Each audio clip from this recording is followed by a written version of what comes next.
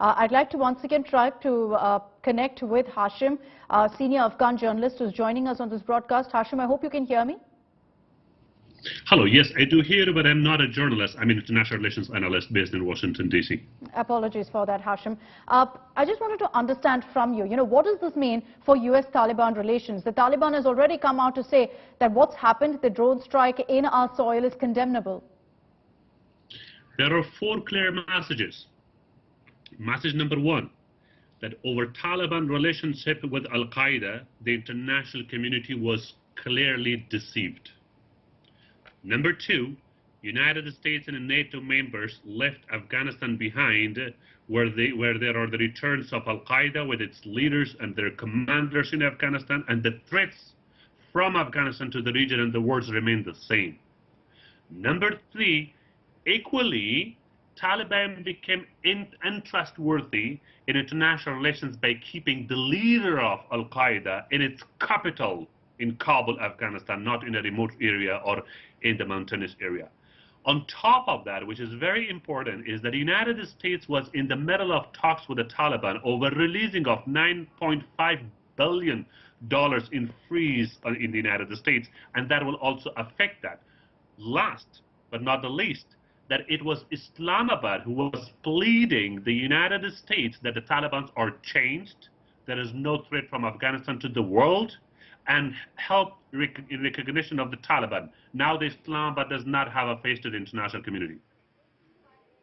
Hashim Adyatyar, you're absolutely right. Islamabad and Taliban, it appears, were misleading the United States of America. But the fact that Ayman al-Zawahiri was living in downtown Kabul, is that a very clear indication that Afghanistan is now once again back to the bad old days of being controlled by a terror regime backed by Pakistan? Can Pakistan claim it didn't know that Ayman al-Zawahiri was in downtown Kabul?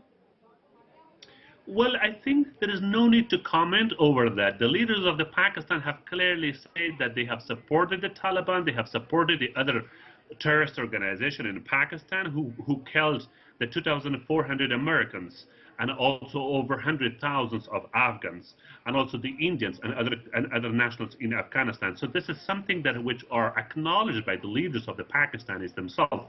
On top of that, Ayman al-Zawahiri also reminds us something very important, and that is that Osama bin Laden was also killed in Islamabad, Pakistan. So there is nothing that Islamabad can prevent by not blaming the Pakistan over this. Also, yes, Ayman al-Zawahiri was killed in Kabul, in Afghanistan. But where did he travel from? So the United States international community cannot celebrate this. The killing of Ayman al-Zawahiri cannot be a celebration for the United States. There is also important to backtrack. Where did Ayman al-Zawahiri came from to Kabul? Yes. Who brought them? That is something very important that the NATO and the international community should work on, and this will be a great assignment. Your appreciation of the situation after the killing of Ayman al-Zawahiri, as far as al-Qaeda as a terrorist organization is concerned, where would you rate the capabilities of al-Qaeda now to strike terror? There are three important points. Ayman al-Zawahiri is killed, but the ideology is not killed. Number one. Number two, number two is that al-Qaeda before was operating from hideouts of here and there, but now entire Afghanistan is at the disposal of al-Qaeda.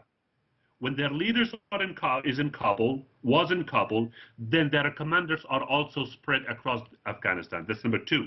Number three, the United Nations Security Council reported that there are over 500 al-Qaeda fighters in 11 provinces of Afghanistan. Number four, now 32 provinces of Afghanistan, al-Qaeda is there that they can plan attacks, they can recruit fighters in Afghanistan, yes, and they can also coordinate their activity with other jihadi organizations.